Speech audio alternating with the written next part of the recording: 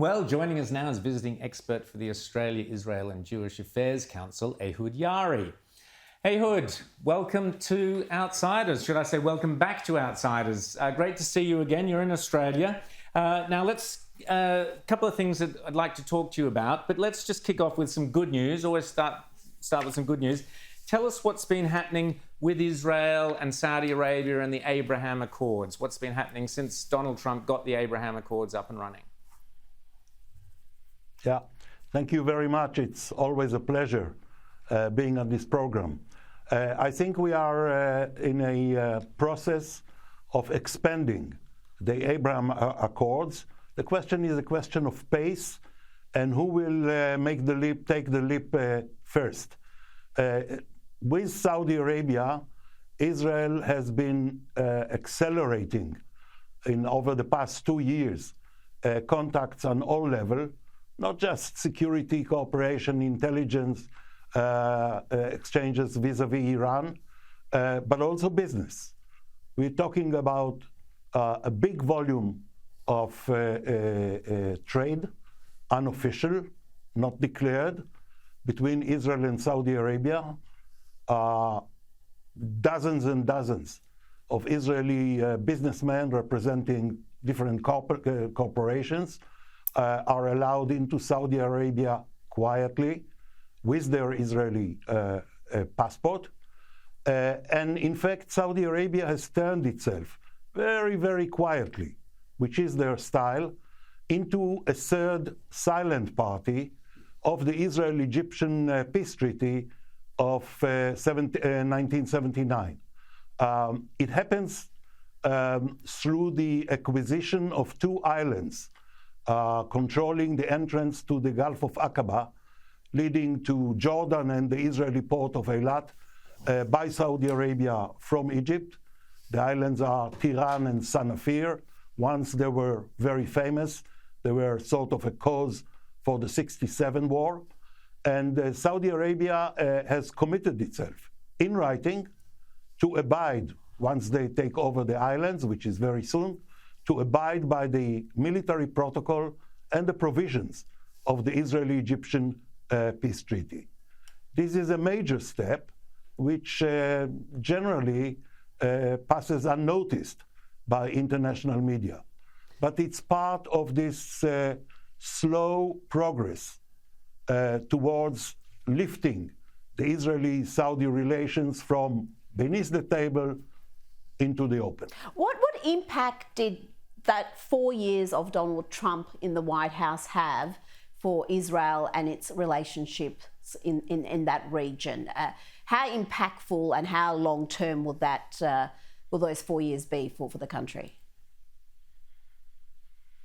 Yes, I think Trump, in his own style, in his own way, by making different deals with 4 Arab countries, deals between the US and these countries, Morocco, Sudan, Bahrain, and the United Arab Emirates, enabled these countries to do what they were planning to do anyway, but were quite hesitant, which is formalize their relations with Israel and move towards open normalization. For example, I came to Australia this time, last time, next time, flying over Saudi Arabia. It cuts 5 hours of flight between Tel Aviv and Melbourne. That's very meaningful. And I do believe that the Abraham Accords represent not just the diplomatic style of President Trump and his team, but mainly the realization by Arab states, and there are more in the pipeline, that they cannot allow the Palestinians to have a veto power over their relations with Israel, that they will no longer be enslaved to whatever is the slogan of the day in the Palestinian Authority. And they are saying it loud and clear. If you go to Dubai airport or Abu Dhabi airport, you will see sometimes more yarmulkes of visitors from Israel, and you will hear more Hebrew than Arabic at the airport. Fascinating. James. It has become a fact of life. That's fascinating, Ehud. And I want to ask you too now. We've got a new Labour government here in Australia, been in power for a week or so. What is your sense of this government and the fact that there are some elements with it that are pretty pro-Palestinian and some would also say anti-Israel? There's certainly a big pro-BDS movement within the Labour Party here. Are you concerned about Australia's relations with Israel going forward under Labour?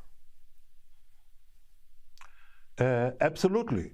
I think that there is work to be done. I believe Israel, in a way, has not managed over the past 9 years of liberal governments to cultivate sufficiently its relations with the ALP. And a lot needs to be done now. I do not personally believe, I don't pretend to be an expert on Australian politics, but I try to follow very closely. I don't believe that the Albanese government is going to recognize a non-existent Palestinian state. I believe there is a risk that Australia will change somehow their voting pattern in the United Nations and some of its agencies. But generally, I think that the atmosphere of friendship and cooperation will survive the change of government here. There is also, if I may, the American element. The United States likes to feel always that on issues like the Middle East, it has the major Anglo countries supporting it. UK, Canada, Australia. I believe that there will be American insinuation to the new government in Canberra that moving towards recognition of a Palestinian state is not the best move, while they are trying to build a new structure of relationship between Israel and the Palestinian Authority. Hopefully, it will be successful. Now, can we change? Sorry. I was just going to say, recognising a Palestinian state is part of the ALP's platform. That they're not bound by it, but it was something that was passed. But you don't fear that is something that's going to be from the party faithful, something that they're going to push for the next 3 years, because it is something that has been an ideological position amongst many. I'm sure that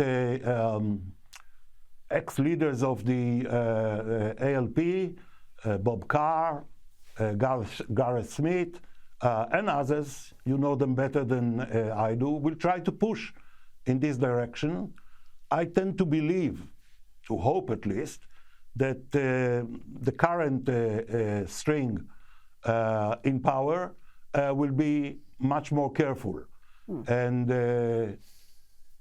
amongst other things, what I'm looking at is the question whether the new Australian government will keep helping the effort in which the Americans are also deeply involved to get a process of a normalization in the open going between Israel and the biggest Muslim nation on earth, Indonesia, your neighbor. Ehud Yaari, thanks so much for chatting to us here on Outsiders. Always great to have you, and thanks to the Australian Israel Jewish Affairs Council for bringing you out here. Great to see you, Ehud.